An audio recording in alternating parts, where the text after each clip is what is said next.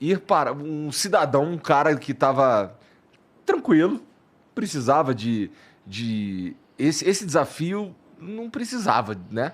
Não precisava. Por que tu entrou nessa, cara? Eu não sei muito bem, não. Entendeu? Gostei. Realmente. Não, porque é verdade, eu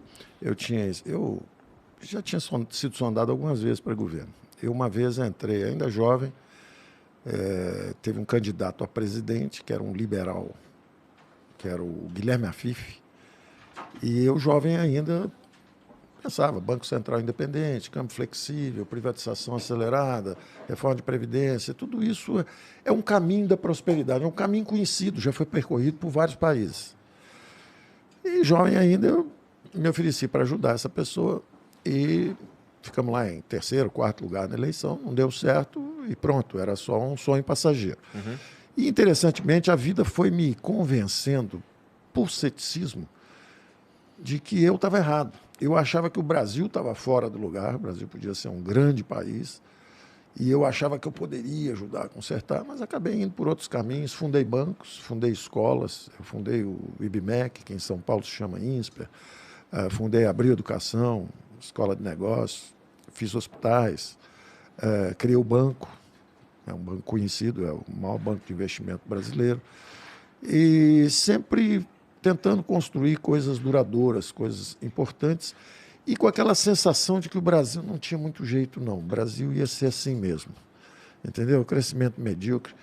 Quando eu era jovem, a memória que eu tinha, o meu pai não tinha curso superior e conseguiu criar uma família com recursos e tudo, porque era um país que crescia 7,3%, 7,4% ao ano, 20, 30 anos seguidos.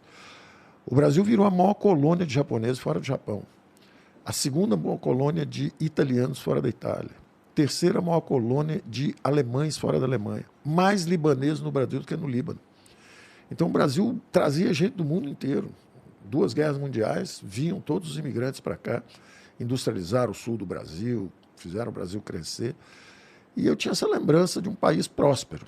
E o Brasil foi se enterrando, o modelo econômico perverso. O modelo econômico foi corrompendo a política, foi estagnando a economia.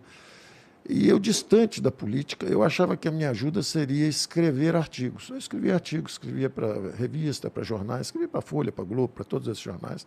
Passei anos escrevendo e achava que eu estava dando minha contribuição. De repente, por circunstâncias, acabei numa mesa conhecendo o presidente Bolsonaro. Na época ele era deputado, ele me chamava de professor, eu chamava de deputado. E ele falou assim, você quer me ajudar? Eu falei, já estou ajudando alguém, mas assim, sem o menor interesse em entrar em política e tal. E ele falou, olha, se essa pessoa desistir, você me ajuda? Que aí é o PT e eu estou do outro lado. Eu falei, sim, eu ajudo. E aí, com esse compromisso de eu ajudo, eu acabei entrando. E foi interessante, porque é o que eu digo, era uma aliança de liberais e conservadores, porque nós estávamos convencidos que o Brasil estava no caminho da miséria, o Brasil estava estagnado. Eu, inclusive, mesmo ajudando, eu falava, será que é possível mesmo? Será que nós vamos conseguir erguer o país? O país estava no chão, quebrado. Empresas estatais quebradas, crescimento zero. Eu tinha visto a tragédia brasileira ao longo de décadas. O Brasil crescia 7, passou a crescer 6, 5, 4, 0. E um ceticismo geral, eu entrei meio conversando, ajudando, de repente, quando vi, já estava lá dentro, estava ajudando uma outra pessoa, quando vi, já estava lá dentro. Aí me surpreendeu a determinação do presidente, inclusive a franqueza o tempo inteiro, dizendo, olha, a luta vai ser muito difícil e tal. E logo depois ele foi brutalmente atacado, esfaqueado. Eu vi a luta do homem. Nós viajando para Davos com 1 mês de governo, ele com aquele saco aqui do lado, e eu falando, vai dormir, vai descansar lá. Ele, não, eu vou ficar aqui. Eu não quero privilégio, não vou dormir lá, eu vou ficar aqui. O presidente, só o senhor tomou a facada, ninguém aqui tomou a facada. Não, mas eu não vou sair daqui, nós vamos dormir todos sentados. Então, um cara determinado, um cara sem privilégio, sem nada, falando sempre a verdade, sendo muito correto. Maus modos, eu dizia na época, as pessoas, bom, como é que você foi parar nisso aí, Paulo? O que você está ajudando? Eu falei, é uma aliança de liberais e conservadores, porque nós tivemos 30 anos de governo de esquerda. Ficamos em último lugar no PISA, paramos de crescer, a política se corrompeu. Então, vamos fazer uma aliança de liberais e conservadores e tentar voltar para o caminho da prosperidade, que é um caminho conhecido. É um caminho conhecido, é o que nós estamos tentando percorrer.